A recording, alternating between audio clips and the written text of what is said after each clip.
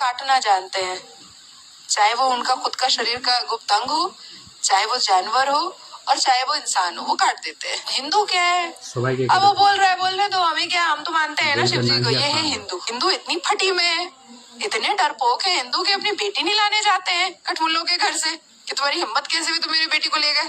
तो वो जा करके किसी को बोलेंगे कि तुम मेरे शिव जी को क्यों ऐसा बोल रहे हो? कोई फर्क नहीं पड़ता। बहुत ज्यादा से ज्यादा होगा तो हिंदू ट्वीट करेगा एक्स हैंडल पे, ये देखो इसने ऐसा बोल दिया, कानूनी कार्रवाई होनी चाहिए।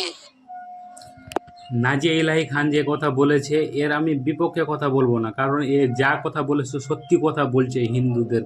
কারণ মুসলমানরা কাটতে জানে, সে হয় নিজের হোক বা হিন্দুদের হোক, যারই হয় কেটে দিবে, মেরে দিবে। কিন্তু হিন্দুরাই শুধু একটাই কাজ করতে পারবে, তারা শুধু টুইট করবে, দেখো এটা কাজ করে দিল, ওইটা কাজ করে দিল, মেরে দিল। কিন্তু হিন্দু সব প্রতিবাদ গিয়ে মারধর করবে, সেটা করবে না।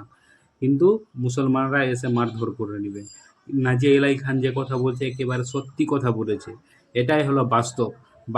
বাস্তবটা শুনতে খুবই খারাপ লাগে সবার, সমস্ত হিন্দুদের। পারলে এই ভিডিওটা শেয়ার করো।